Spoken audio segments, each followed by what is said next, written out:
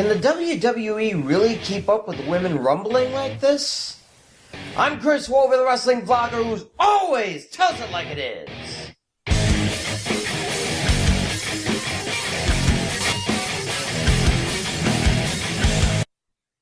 Yeah, way to make me feel like an idiot, WWE. I rant about how we're not seeing the newcomers and then you throw all of them on both shows.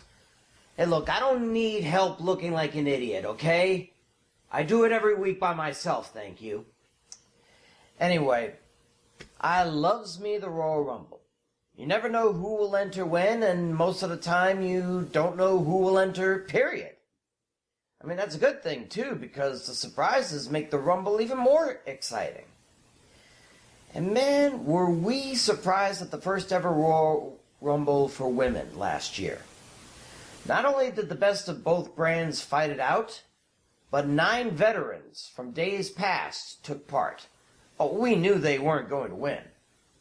But just the thought of someone like Trish Stratus, Jacqueline, or even Vicky Guerrero headlining WrestleMania sent shivers down many a spine, I'm sure.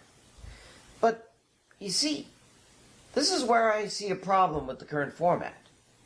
As soon as I heard it was going to be a 30-woman Rumble, I thought, okay, guess they'll include a few NXT stars, but what about the other 7 or 8 slots?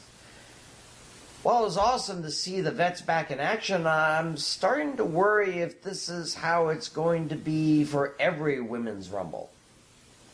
As it stands, this may not be too much of an issue this year. I mean, combined, Raw and SmackDown have enough women to only need maybe about a half dozen ladies, and I'm sure NXT can fill the gaps with the need for only 1 or 2 vets if need be.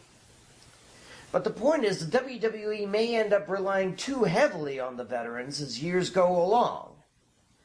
Now, if Evolution is any indication, I mean, having the veteran women back in the ring is not too shabby an idea.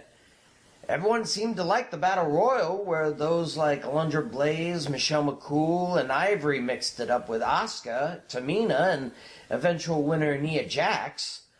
And it's always cool to see a then versus now battle, much like Stratus and Lita versus Mickie James and Alicia Fox. But sooner or later, these veterans are going to hang up their boots for good.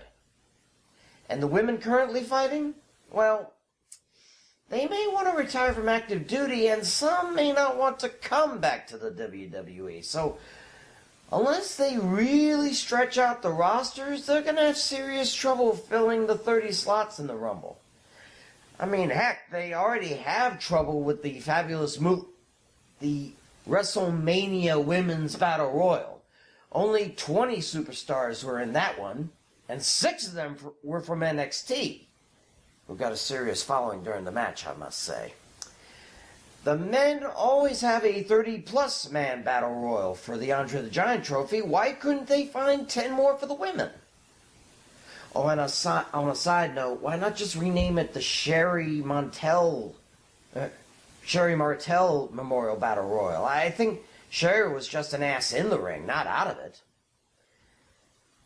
I really think that they ought to pare down the Women's Royal Rumble match to a 20-woman deal.